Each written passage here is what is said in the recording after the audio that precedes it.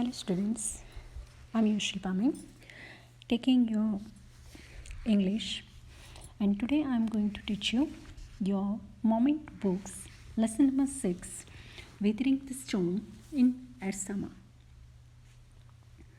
So Ersama is the coastal area of Orissa. पहले जिसे उड़ीसा कहते थे इसे आप कहते हैं उड़ीसा. ठीक है, देखो यहाँ पर पूरी टाइटल जो है उसका हम एक्सप्लेनेशन देखते हैं, उसकी समझौती देखते हैं कि टाइटल क्या है. तो वेदरिंग माना यहाँ पर वेदर नहीं, वेदरिंग माना टू फेस, यानी कि सामना करना. किसका सामना करना है? The storm in Ersama. Storm यानी कि साइक्लोन. यहाँ पर स्टॉर्म यानी साइक्लोन. जो कोस्टल एरिया होता है ना, वहाँ पर बे ऑफ बंगाल वगैरह में अक्सर आते रहते हैं. पर जो साइक्लोन होता है वो छोटा सा होता है. जैसे कि समंदर के अंदर तूफ़ान आता है तो उसका पानी किनारे तक आ जाता है, उसको हम तूफ़ान कहते हैं, साइक्लोन कहते हैं. बट ये जो था एर्सामा में तो वो था सुपर साइक्लोन. तो उसकी बात है कि वेदरिंग यानी कि सामना करना, सुपर साइक्लोन का सामना करना किस में? एर्सामा में. और एर्सामा कहाँ आया? उड़ीसा में, जो पहले था उड़ीसा. ठीक है, उड़ीसा में भी एक, उड़ीसा पूरा स्टेट है. स्टेट में एक उसका डिस्ट्रिक्ट होता है जगत सिंहपुर, और इसका एक ब्लॉक होता है. तो ब्लॉक है एर्सामा. ठीक है, ब्लॉक यानी कि तालुका, तो वो है एर्सामा. तो आपकी बुक में सबसे पहले तो जब हम स्टार्ट करते हैं इससे पहले एक ऐसे इंट्रोडक्शन दिया हुआ है. द साइक्लोन, यानी इसे हम हिंदी में बवंडर भी कह सकते हैं. The cyclone that hit Orissa in October 1999 killed thousands of peoples and devastated hundreds of villages. Devastated मतलब बेघर कर दिया. ठीक है. For 2 dreadful nights, Prashant, a young man, was marooned on the roof of a house. maroon मतलब बैठा रहा वहाँ पर. ठीक है, घर की छत पर. On the third day, he decided to go to his village. Did he find his family? क्या वो उसने तीसरे दिन उसने डिसाइड किया कि वो अपनी फैमिली के पास जाएगा, अपने गांव जाएगा. पर क्या वो अपनी फैमिली को ढूंढ पाता है? बस यही सब कहानी हमारे इस लेसन में दी गई है. तो देखो यहाँ पर जो जगत सिंहपुर है, ये हाँ जगत सिंहपुर है, वो एक डिस्ट्रिक्ट है. डिस्ट्रिक्ट में मैं आगे जैसे आपको आता है ना वैसे मैं एक्सप्लेन करके बताऊँगी. पर पहले एक बार देख लो कि उड़ीसा जो है वो स्टेट है. स्टेट का ये एक डिस्ट्रिक्ट है जगत सिंहपुर, और डिस्ट्रिक्ट का एक ब्लॉक होता है यानी कि एक तालुका होता है, वो है एर्सामा. ठीक है. On 27 October 1999, 7 years after his mother's death, Prashant had gone to the block headquarters of Ersama, a small town in coastal Orissa, some 18 kilometers from his village, to spend the day with a friend. In the evening, a dark and menacing storm quickly gathered. ठीक है, okay, let's explain it.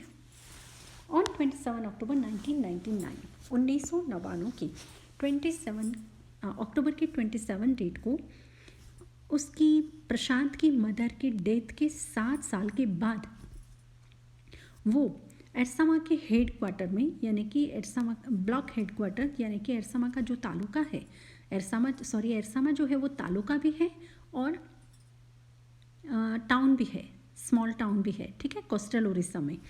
और इसका district है जगत सिंह. ठीक है, यहाँ दिखाया है ना आपको जगत सिंहपुर, ये डिस्ट्रिक्ट है और डिस्ट्रिक्ट का ये है हेड क्वार्टर. ठीक है, ब्लॉक हेड क्वार्टर. तो एर्सामा जो एक छोटा सा टाउन भी है कोस्टल उड़ीसा में, और वो जो है एर्सामा, वो प्रशांत का जो गांव था उससे 18 किलोमीटर की दूरी पर था. वहाँ पर प्रशांत क्यों गया था? To spend the day with a friend. उसके मित्र के साथ समय बिताने के लिए, पूरा दिन वहाँ बिताने के लिए वो वहाँ पर गया था. पर शाम को क्या हुआ? In the evening a dark and menacing मतलब डेंजरस एंड हार्मफुल. ठीक है, मेनांसिंग मतलब डरावना. ठीक है. स्टॉर्म क्विकली गेदर्ड मतलब तूफान है ना वो रच गया और वहाँ पर आ गया. ठीक है। देखो यहाँ पर जैसे कि स्टेट होता है, स्टेट के डिस्ट्रिक्ट होते हैं और डिस्ट्रिक्ट के ब्लॉक्स होते हैं। तो यहाँ पर एक उड़ीसा करके स्टेट है, स्टेट का डिस्ट्रिक्ट है जगत सिंहपुरा, और जगत सिंहपुरा का एक ब्लॉक हेडक्वार्टर जो है वो है एरसामा। ठीक है।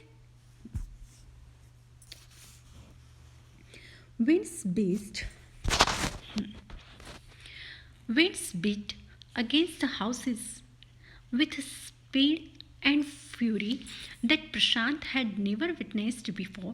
Heavy and insistent rain filled the darkness. Ancient trees were uprooted and crashed to the earth. अब क्या कहते हैं कि winds beat against the houses. Bit यानी कि ऐसे पुश कर रहा था, हाउस इसके आगे इतना जोर से, इतना तेजी से हवा चल रही थी। विथ अ स्पीड, स्पीड से, एंड फ्यूरी, फ्यूरी मतलब एक्सट्रीम स्ट्रेंथ। ठीक है, झड़प से और बहुत ताकत से पुश कर रहा था हाउसेस को। The Prashant had never witnessed before, that means Prashant ने कभी भी पहले ऐसे नहीं देखा था। ऐसा इतनी तेज़ी से जो कोई तूफान आया हो, ऐसा प्रशांत ने पहले कभी नहीं देखा था। हैवी एंड इंसिस्टेंट, हैवी मतलब भारी बारिश, एंड इंसिस्टेंट मतलब कंटिन्यूस बारिश और बहुत तेज बारिश। फिल्ड द डार्कनेस, तो इतनी तेजी से बारिश आती थी और कांस्टेंट आती थी, तो काले बादलों की वजह से डार्कनेस छा गए था। एंशियंट यानी कि ओल्ड ट्रीज वर अपरूटेड, और इतनी तेज़ी से हवा चलते थे कि पुराने वाले जो ट्री थे, पेड़ थे, वो अपनी जड़ों से उखड़ जाते थे। And crashed to the earth, that means crashed to the earth, that means जमीन दोस्त हो जाते थे, गिर जाते थे। ठीक है, देखो बहुत तेज़ी से बताया है ना। और छत के ऊपर, रूफ के ऊपर जो बैठा है वो प्रशांत, और प्रशांत के फ्रेंड की जो फैमिली है वो सब है। ठीक है, और बहुत तेज़ी से जो उमड़ घुमड़ के बादल आते हैं ना, वो बताया गया है साइक्लोन में। तो स्क्रीम्स, रेंट मतलब फील्ड टू फील्ड। ठीक है, स्क्रीम्स रेंट द एयर्स, यानी कि जो चीखें आ रही थी उससे पूरा वातावरण, पूरी हवा जो थी वो भर गया था। As people and houses were swiftly washed away, washed away मतलब बह जाना। ठीक है, जितनी जल्दी से लोग और सबके मकान, वो सब जितनी तेज़ी से उस साइक्लोन में, उस सुपर साइक्लोन में बह रहे थे, टूट रहे थे, तो लोगों की चीखों की आवाज़ जो आती थी, इससे पूरा जो वातावरण था वो भर गया था। The angry water swelled, swelled का मतलब होता है यहाँ मूव और flowed along with a whirling motion. Whirling motion मतलब जो अभी यहाँ पर आपको बताया ना, देखो वर्लिंग मोशन में ऐसे उमड़ घुमड़ के आते हैं ना, इस तरह से। ठीक है, घुमड़ घुमड़ के ऐसे वो जो पानी था, एंग्री वाटर का मतलब है कि बहुत बड़े बड़े मोजे वो आ रहे थे। इनटू हिज फ्रेंड्स हाउस नेक डीप, और उसकी मित्र के मकान में इतने ज़ोर से वो जो क्या कहते हैं, मोजे आ रहे थे। इसकी वजह से उसका फ्रेंड का जो घर था उसमें नेक डीप पानी आ गया था, मतलब गले तक आए ना, गला हमारा डूब जाए वहाँ तक का पानी आ गया था। The building was of brick and mortar, mortar मतलब a mixture of lime, cement, sand and water use to construct buildings. ठीक है, उसे मोर्टार कहते हैं। तो ईंट और सीमेंट से बने हुए जो उनके मकान था वो ईंट और सीमेंट से बना हुआ था। एंड वॉज स्ट्रॉन्ग इनफ, वैसे तो बहुत मजबूत था, to survive the devastation of the winds. ठीक है, टू सर्वाइव द डिवास्टेशन मतलब सर्वाइव मतलब टके रहने के लिए वो तो काफ़ी ऐसे तो मजबूत था। The devastation of the winds velocity of 350 kilometre per hour, पर जो डिवास्टेशन था, जो डिज़ास्टर जिसे हम बोलते हैं, उसकी स्पीड जो थी वो कितनी थी, 350 किलोमीटर, एक घंटे में 350 किलोमीटर की दूरी काँप दे, इतनी तेज़ी से वो हवा चल रही थी।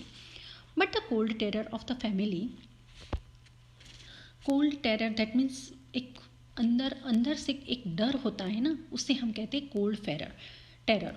But the cold terror of the family grew with the crashing of trees that had got uprooted and fallen on their house. Sometime in the middle of the night, damaging its roof and walls. अब क्या हुआ? एक डर क्यों उनके मन में रह गया था? क्योंकि इतनी तेज़ी से हवा चल रही थी, ट्रीज जो थे वो अपरूटेड हो रहे थे और अपरूट हो के वो उनके मकान पे, उनका जो मकान था उसके फ्रेंड का, वहाँ पर गिर रहे थे. तो कहते हैं but the cold terror of the family grew, बढ़ने लगा, उनका जो छुपा हुआ डर था वो बढ़ने लगा with the crashing of trees. जैसे जैसे ट्रीज पड़ते जा रहे थे, गिरते जा रहे थे, वैसे उनका डर भी बढ़ रहा था. That had got uprooted and fallen on their house. Sometime in the middle of the night, यानी कि मध्यरात को, damaging its roof and wall. तो जो गिरते हुए पेड़ थे उन्होंने रूफ को भी नुकसान पहुंचाया और दीवारों को भी नुकसान पहुंचाया. The crazed destructions wrought, crazed destructions मतलब produced as a result of something. ठीक है. द क्रेस्ट डिस्ट्रक्शन रॉट यानी कि जो पैदा होता है ना, विनाश पैदा होता है ना, वो by the cyclone and the surge. Surge यानी कि गश. ठीक है. पानी, गश यानी पानी, पानी का जो फोर्स से पानी आता है ना उसे गश कहते हैं. ठीक है. And the gush of the ocean continued for the next 36 hours. ठीक है. 36 घंटे तक ये ज़ोर से साइक्लोन की जो हवा आती थी वो भी आ रही थी और समंदर का जो पानी था उसका बहाव वो भी इतनी तेज़ी से आ रहा था. वो कंटिन्यू 36 आवर तक इतनी तेज़ी से आता रहा. Although wind speed had reduced somewhat by the next morning, यानी कि दूसरी सुबह तक, शाम को जितनी पूरी रात जितनी तेज़ी से हवा आती थी वो विंड की स्पीड थोड़ी कम हो गई थी. To escape the waters rising in the house. To escape the waters rising in the house, Prashant and his family's member had taken refuge on the roof. अब to escape the waters rising in the house यानी उसके घर में पानी जो बढ़ रहा था, पानी का लेवल बढ़ रहा था, उससे भागने के लिए, उससे छटकने के लिए उन्होंने क्या किया, रूफ पर यानी कि जो शेल्टर छत थी उनकी, वहाँ पर उन्होंने शेल्टर ले लिया, मतलब आश्रय ले लिया वहाँ पर. Prashant will never forget the shock he experience at his first glimpse. Glimpse यानी कि झलक, उसकी पहले ही झलक में उसने पहले कभी न देखा हो वैसा वो जो शॉक लगा था, प्रशांत विल नेवर फॉरगेट, वो उसको कभी नहीं भूल सकता. Of the devastation wrought by the super cyclone. तो ये जो सुपर साइक्लोन की वजह से जो विनाश हुआ था उसको पहली दृष्टि से जो प्रशांत ने देखा वो अनुभव वो कभी भूल नहीं सकता, और वो जो शॉक लगा था वो भी वो कभी नहीं भूल सकता. In the grey light of the early morning. Grey light मतलब सुबह की जल्दी, आप जैसे कि 6:30 पौने 7 पे आप देखोगे तो ग्रे लाइट दिखेगी आपको. दैट मीन्स अभी न अंधेरा है और न पूरी तरह से उजाला हुआ है, उस टाइप की लाइट, उसे ग्रे लाइट कहते हैं. ठीक है. Early morning. तो अर्ली मॉर्निंग की ये जो ग्रे लाइट थी, इसमें जो रात को क्या क्या हुआ वो सब प्रशांत भूल नहीं सकता, क्योंकि उसने पहले ही दफ़े ऐसे कुछ देखा था.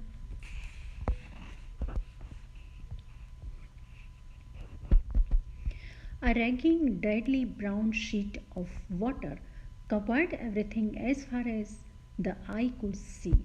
A ragging, deadly brown sheet. ठीक है. ऐसे जब मोजे ऐसे आते हैं समंदर के किनारे और फिर वापस चले जाते हैं, तो जो जो ब्राउन शीट होती है ना, रैगिंग मतलब घसड़ाते. ठीक है. मुझे ऐसे घसड़ाते हैं फिर वापस चले जाते हैं, तो उनके साथ जो मट्टे लेकर वो आए होते हैं वो वहीं पर छोड़ के चले जाते हैं. मट्टे के साथ और भी कुछ चीज़ें होती है, जैसे छिपला होता है. ठीक है. तो और छोटे मोटे इंसेक्ट होते हैं, उन सब को वहीं पर छोड़ के वो वापस चला जाता है. तो इसीलिए कहा है, a raging deadly brown sheet of water covered everything as far as the eye could see. तो अब जो गंदा पानी जो कहते हैं ब्राउन कलर का पानी, वो सब जहाँ भी हमारी नज़र जाए वहाँ पर पानी ही पानी दिखता था।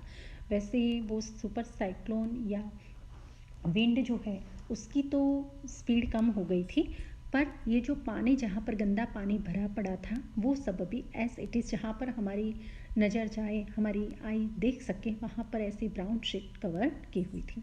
Only fractured cement houses still stood in a few places. कोई कोई जगह पर टूटे हुए, फ्रैक्चर्ड मतलब ब्रोकन, तो ब्रोकन टूटे हुए सीमेंट के मकान कोई कोई जगह अभी पर हमें दिखते थे खड़े हुए।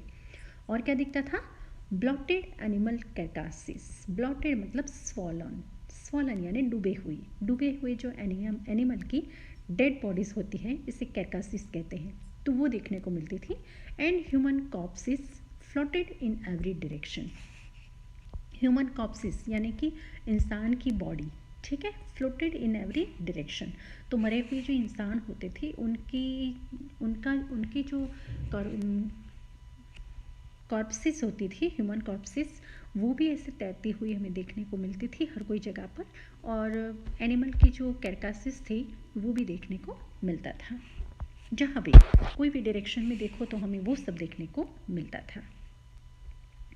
All round even huge old trees had fallen. जहाँ भी देखो बड़े बड़े ह्यूज ओल्ड ट्रीज, बहुत बड़ा और पुराना जो ट्री होता था वो भी गिर गए थे। 2 coconut trees had fallen on the roof of their house. उसके मित्र के घर का जो रूफ था, छत थी, वहाँ पर भी 2 कोकोनट के ट्री गिरे हुए थे। This was blessing in disguise. ठीक है, तो ये एक उनके लिए आशीर्वाद रूप थे। डिस्ग्विश मतलब an apparent misfortunate that eventually has good result. वैसे तो वो अच्छी बात नहीं थी, 2 कोकोनट ट्री उनके मकान पे गिरना वो अच्छी बात नहीं थी, पर ये जो डिस्क्विश यानी कि ये जो कंडीशन जो पैदा हुई है, अभी परिस्थिति जो हमारे सामने आई है, उस परिस्थिति में वो मिसफॉर्चुनेट है, वैसे बदनसीबी है, ठीक है, पर बदनसीबी में भी ये जो उनकी रूफ के ऊपर जो 2 कोकोनट के ट्री गिरे थे उसकी वजह से उनको टेंडर कोकोनट वहाँ पर बैठे बैठे मिल जाते थे, तो इसीलिए ये उनके लिए ब्लेसिंग था। बिकॉज द टेंडर कोकोनट्स यानी कि सॉफ्ट जो जिसका पानी हम पीते हैं ना कोकोनट का, वो तो because the tender coconuts from the trees kept the trapped family from starving in the several days that follow. ठीक है, बाकी जो बचे थे ऐसे आने वाले दिनों में उनको भूखे मरने से, स्टार्विंग मतलब भूखे मरने से पूरी फैमिली जो फंसी हुई थी उसको टेंडर कोकोनट देके उसने बचा लिया। किसने? 2 जो कोकोनट ट्री उनके रूफ पर पड़े थे उसने। For the next 2 days Prashant sat huddled with his friends family in the open on the roof top.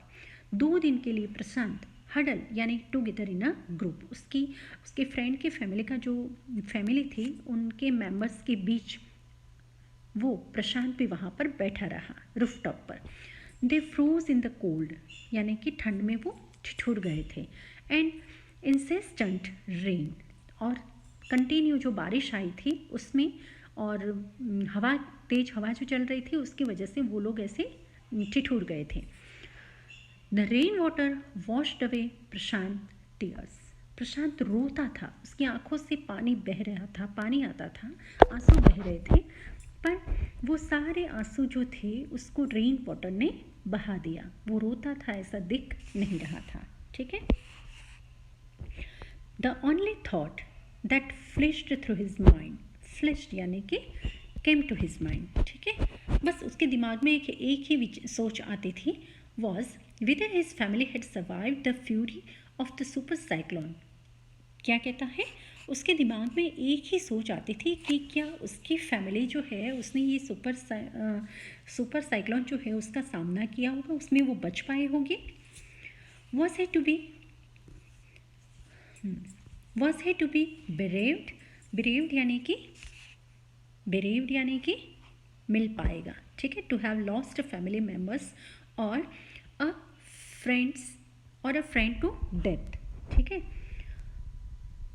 Was he to be bereaved once again, क्या वो उसकी जो गुम हुई है ऐसी फैमिली और ऐसे फैमिली मेम्बर या फिर ऐसे अपने फ्रेंड को फिर से मिल पाएगा?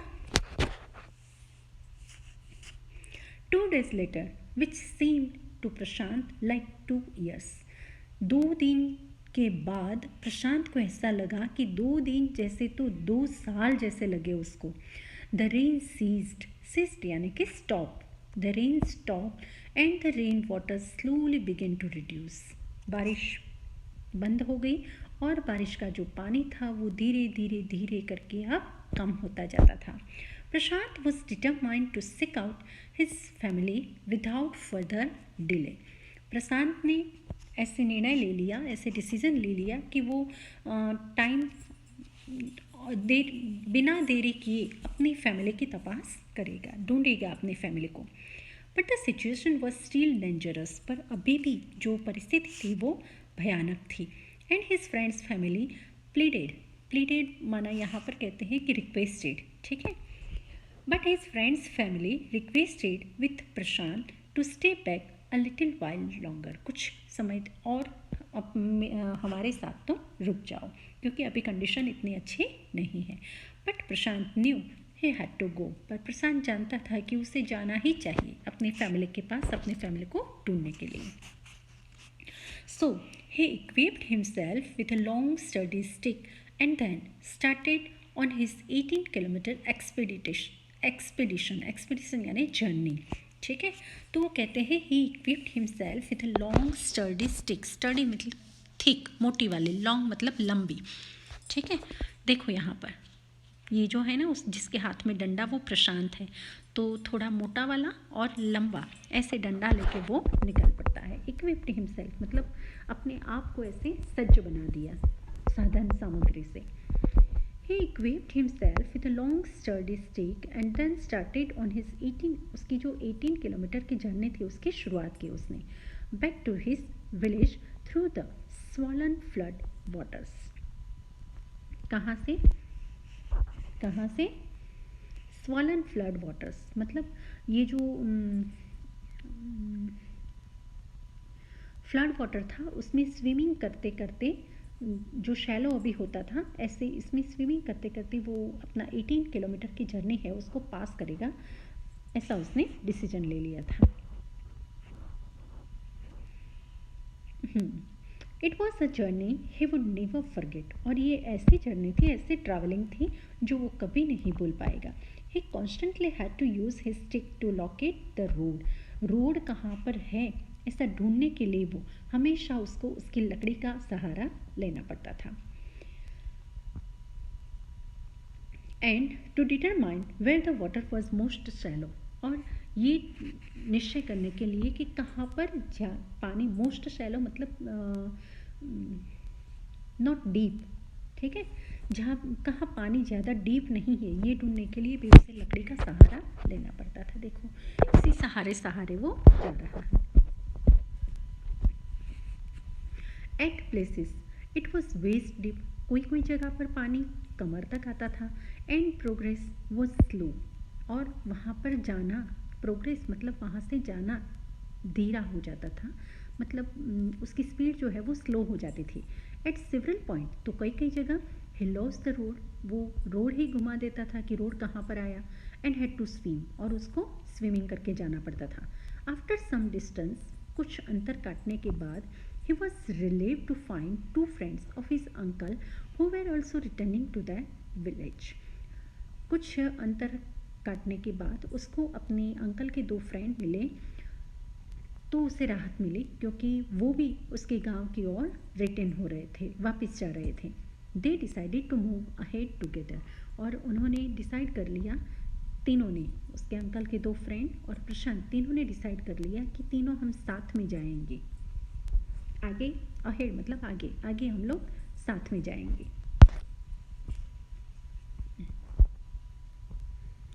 As they waded through the waters, waded मतलब स्विम, ठीक है, पास्ट टेंस, स्विम का पास्ट टेंस है स्विम।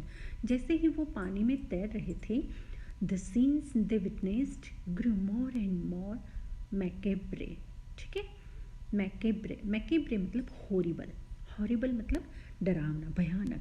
जैसे जैसे वो आगे जाते थे, तैरते जाते थे, तो सीन विटनेस मतलब जो जो सीन इन्होंने देखा वो ज़्यादा और ज़्यादा, ज़्यादा और ज़्यादा भयानक आते जाते थे।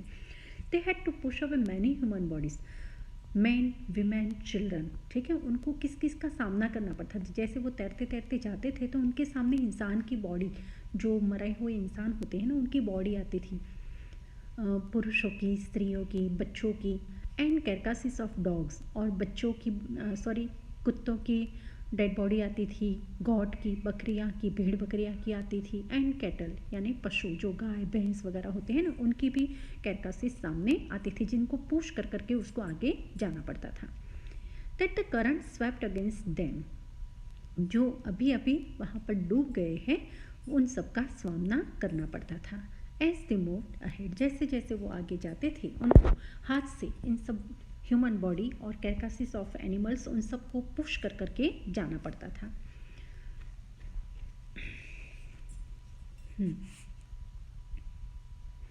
इन every village that they pass, हर कोई गांव जहाँ से वो लोग पसार होते जा रहे थे, they could barely see a house standing, कोई भी एक मकान जो अभी खड़ा है, ऐसा बड़े मुश्किल से इन्होंने देखा, यानी कि सारे मकान टूटे हुए थे। Prashant now wept out loud and long, Prashant now wept out यानी रो पड़ा प्रशांत, लाउड एंड लॉन्ग, लंबे समय तक और जोर जोर से रोने लगा वो। He was sure that his family could not have survived this catastrophe यानी डिजास्टर। अब उसको पक्का यकीन हो गया था कि उसकी जो फैमिली है वो इस डिजास्टर से, इस बवंडर से बच पाई नहीं होगी। Eventually, प्रशांत reached his village कालीकुड़ा। कालीकुड़ा वो प्रशांत की विलेज का नाम था, गांव का नाम था। तो एवेंचुअली मतलब फाइनली अब प्रशांत उसका गांव जो कालीकुड़ा था वहाँ पर पहुँच गया। हिज हार्ट वेंट कोल्ड, मतलब हिज हार्ट वेंट कोल्ड मतलब अब क्या कहते हैं, जो आसपास का जो एटमॉस्फेयर होता है और लोग जो होते थे, उन सबको देखकर अब उसको एक डर सा लगता है मन में। वेयर देयर फैमिली नहीं, where their home once stood, there were only remnants मतलब स्मॉल रिमेनिंग क्वांटिटीज़, जो कुछ बचा कुचा है, अवशेष वही पड़े थे। जहाँ पर उसका घर खड़ा होता था वहाँ पर अब कुछ बचे कुछ अवशेष ही पड़े थे। ऑफ इट्स रूफ, किसके, उसकी छत के बचे कुछ अवशेष ही पड़े थे, बाकी तो सारा मकान ऐसे टूटकर नीचे गिर गया था। सम ऑफ देयर बिलोंगिंग्स, अवशेष कहते हैं। Some of their belongings were caught, mangled and twisted in the branches. Some of their belongings मतलब उसके हाउस की जो कुछ कुछ चीज़ें थी वो वेर कॉट यानी कि फंस गई थी, मैंगल मतलब वहीं पर फंस गई थी, and twisted in the branches of trees, ठीक है। तो पेड़ों की जो डालियाँ थी वहाँ पर फंसे हुए थे। Just visible about the dark waters, वो बस अभी वो पानी जहाँ पर भरा पड़ा था वहाँ पर उसकी कुछ कुछ चीज़ें दिखाई देती थी। Young Prashant decided to go to the red cross shelter to look for his family. अब ये जो युवान प्रशांत है उसने डिसाइड किया कि अब वो red cross society, red cross एक कम्युनिटी है जो ऐसी कोई भी डिज़ास्टर आता है, कोई कैलेमिटीज़ आती है या फिर कोई रोग, पेंडेमिक कंडीशन जब आती है तो उनको हेल्प करते हैं। ये एक वॉलंटियर ऑर्गेनाइजेशन है, ठीक है, संस्था है।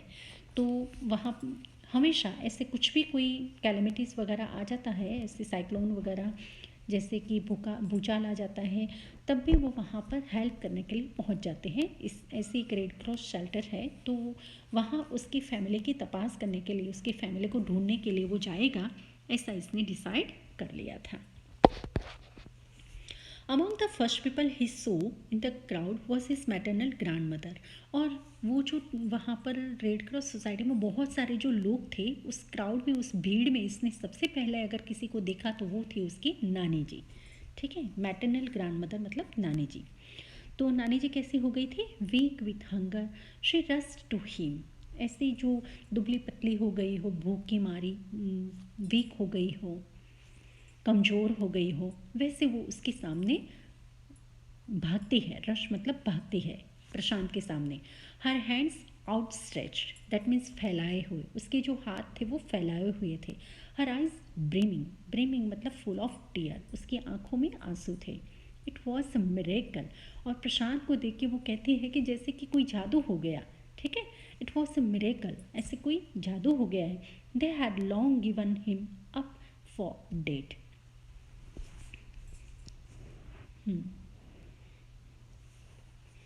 They had long given him up for dead. तो उनको लगा कि जैसे एक जादू सा हो गया, कहीं कोई मर तो नहीं गया है ना, मतलब सब सही है। उसको प्रशांत को देख के लगा, नानी जी को, कि नहीं नहीं सब कुछ सही है, कोई मर तो नहीं गया, मेरा प्रशांत देखो यहाँ है, तो बाकी सब भी ऐसे एक एक करके मिल जाएंगे। ऐसे उनको ढाढ़स बन गई। ठीक है। Quickly word spread and his extended family gathered around him. Quickly word spread. That means कुछ बातचीत हुई, कुछ बोले, and his extended family, extended मतलब जो उसकी बची कुची फैमिली थी वो उनके आस पास आ गई, and hugged him tight in relief, और राहत मिली उनको, थोड़ी शांति मिली, तो जिसकी वजह से वो एक दूसरे को टाइट हक देने लगे। Prashant anxiously scanned the motley battered group. Prashant anxiously scan मतलब देखता है। ठीक है। द मोटली, मोटली मतलब डिस्परेट या वेरिएड इन अपीयरेंस और कैरेक्टर। उसकी जो अलग अलग, उसके फैमिली के जो अलग अलग मेंबर है उन सबको वो देखता है। बेटर ग्रुप यानी कि जो इंजर्ड पीपल है वहाँ पर, उन सब में वो अपनी फैमिली के जो भाई है, his brother and sister, his uncle, aunt, they all seem to be there. सारे लोग, ये जो इंजर्ड ग्रुप था, मतलब जहाँ पर रेड क्रॉस सोसाइटी वालों ने सबको इकट्ठा किया था, शेल्टर दिया था, वहाँ पर उसकी सारी जो फैमिली थी, उसके भाई बहन, चाचा चाची, वो सब वहाँ पर उसको मिल गए। ठीक है। तो here we complete our lesson number 6, weathering the storm in Asma part 1। ठीक है, पार्ट 2 में मिलते हैं, तब तक के लिए गुड बाय।